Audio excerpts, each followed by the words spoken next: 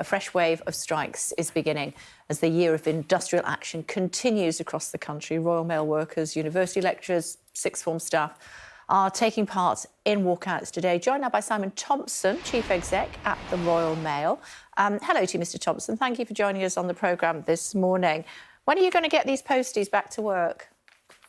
Well, the first thing I would say is I just want to offer a huge apology to our customers, both our retail customers that trust us to deliver things to the door and also our customers that receive things at the door. And the other thing I would just like to make really, really clear is that we are doing absolutely everything we can to make sure that we protect Christmas, whilst the CW leadership are doing everything they can to destroy Christmas. In terms of our posties, we've offered them a 9% pay increase. That's a cost of £400 million for us as a business. And that's £400 million when we're losing £1.2 million a day. We really do feel that that is fair. And the other thing as well I would add is that we've been accused by the CW of wanting to be a gig economy business. And this, again, is totally not true. You know, we have 97% permanent employment. We pay 18 to 14% more than the industry norm. And I even offered them the opportunity of having a campaign together on improving the standards in the industry, and they turned me down on that. I also offered them the opportunity of a profit share scheme,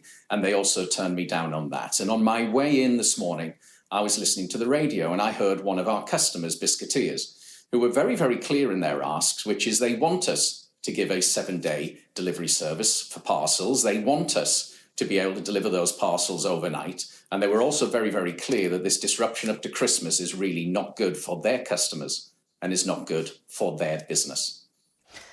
You listed some of the things that the union has been accusing you of. Trust me when I tell you that the leader of the union was on the programme last week, accusing you more of that than that, saying that his members were being intimidated by the Royal Mail in order to do things they didn't want to do.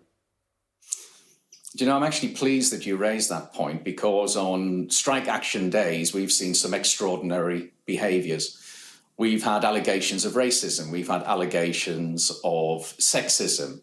We've had people threatened with violence. We've had people actually suffering actual violence. It's an extraordinary situation, and it's not something that we will ever tolerate. We have some cases that are currently going through our processes, and we will be taking action as is required. OK, so you've been accused of sexism and racism. What would you say? Are you? No, as I said, that we have had some allegations, and we take these things very, very seriously. And we make sure that if there's anybody that is not behaving correctly, regardless of who they are in the organisation, I would add, that they are dealt with in the most swift and best way possible. OK, thank you for clarifying that. Also, Mr Ward, the union leader, went on to say, he challenged you actually on my programme last week to say, come and sit down and meet with him at any stage to try to get this resolved. We have been talking for 7 months to try and get this situation resolved around change. And for the first 6 months, the union did not engage in those discussions at all. I then offered them the opportunity of joining me with ACAS, and I have to say that did eventually happen. And a big thank you to the team of ACAS. I thought they were professional and dedicated to try and help us resolve this situation. It took the CW nearly a month to take me up on that offer. We then spent 3 weeks in intensive talks, including weekends, which I also participated in. And at the end of that, they rejected our change agenda completely out of hand. Mr Ward said that he would come on this programme at any time to debate with you. Will you come on and debate with him on the programme? I think that what we need to be spending our time on that's a yes or no answer, Mr Thompson. He's prepared to come on the programme. You say you want to get this sorted out. Can you come on the programme and discuss it with him? I think what we need to be dedicating our time on here is executing the agenda for change that we need so we can compete and win in the market. We've given our final offer. It is not something that is negotiable, but I'm more than happy to meet Mr Ward to discuss our final offer. I think that what the CW are doing is they are distracting away from the actual core of the issue here. The core of the issue here is that we used to be a letters business. We are now a parcels business.